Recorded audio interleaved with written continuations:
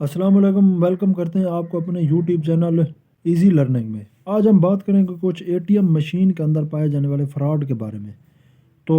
اگر ویڈیو اچھی لگے تو اس کو لائک کر دیجیے گا اور چینل کو سبسکرائب بھی کر دیں۔ تو شروع کرتے ہیں اپنی ویڈیو۔ اے ٹی ایم میں ڈیفرنٹ فراڈ پائے جاتے ہیں، جیسا کہ ایک ڈیوائس لگی ہوتی ہے اے ٹی ایم کے اوپر، اس ڈیوائس کے ساتھ ریکارڈنگ ہوتی ہے، پھر آپ کی جو ہے نا اے ٹی ایم کے پن کوڈ وغیرہ یہ سارا کچھ ریکارڈ کر لیتے ہیں۔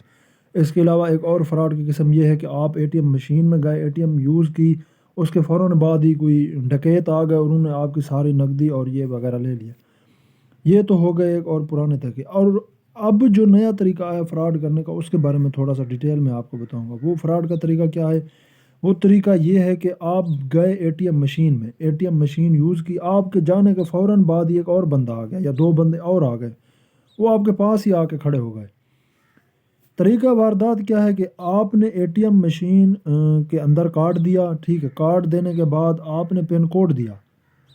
موسٹلی اے ٹی ایم پہ یہی ہوتا ہے کہ آپ کارڈ دیتے ہیں، کارڈ مشین لے لیتی ہے، اس کے بعد آپ سے پن کوڈ پوچھتی ہے، پن کوڈ پوچھنے کے بعد آپ سے اماؤنٹ پوچھتی ہے، اماؤنٹ کے بعد پوچھتی ہے کہ آپ نے رسید نکالنی ہے، پرنٹ نکالنا ہے یا نہیں نکالنا۔ یہ چار مین آپشن ہے اے ٹی ایم کے اندر۔ آپ نے کیا کیا، مشین میں کارڈ دیا، آپ کا نام آ گیا، اس کے ساتھ ہی مشین نے کہا کہ جی پن کوڈ دیں،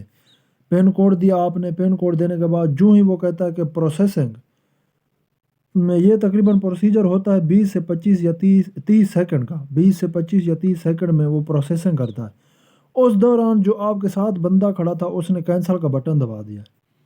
اور آپ کو کہا ہے کہ جی آپ کی ٹرانزیکشن نہیں ہو رہی، آپ بینک کے برانچ کے اندر چلے جائیں، ہمیں اے ٹی ایم یوز کرنے دیں۔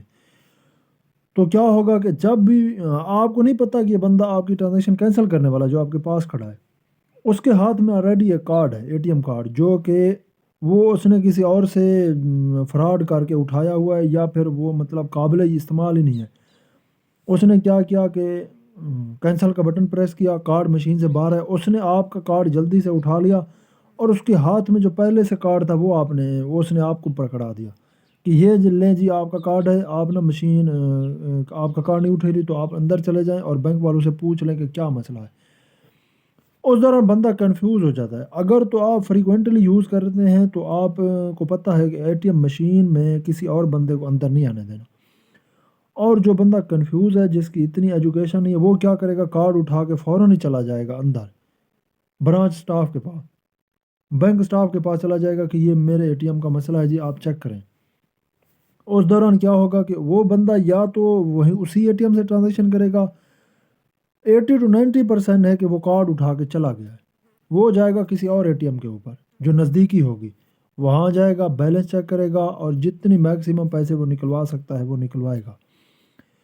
اس فراڈ سے بچنے کا ایک ہی طریقہ ہے کہ آپ اے ٹی ایم یوز کریں، ٹھیک ہے، فیسلٹی آپ کو دی ہوئی، آپ اے ٹی ایم یوز کریں، لیکن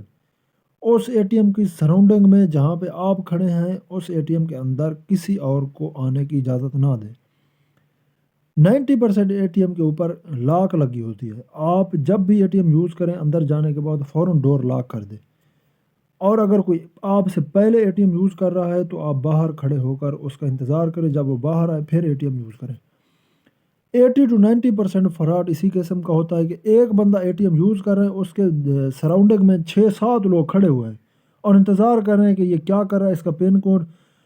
سب سے پہلے نام آئے گا، پن کوڈ آئے گا، اماؤنٹ آئے گی اور اس کے بعد رسید آئے گی،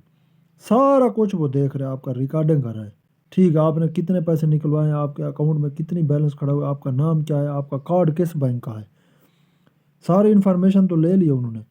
بعد میں پھر یہی لوگ جو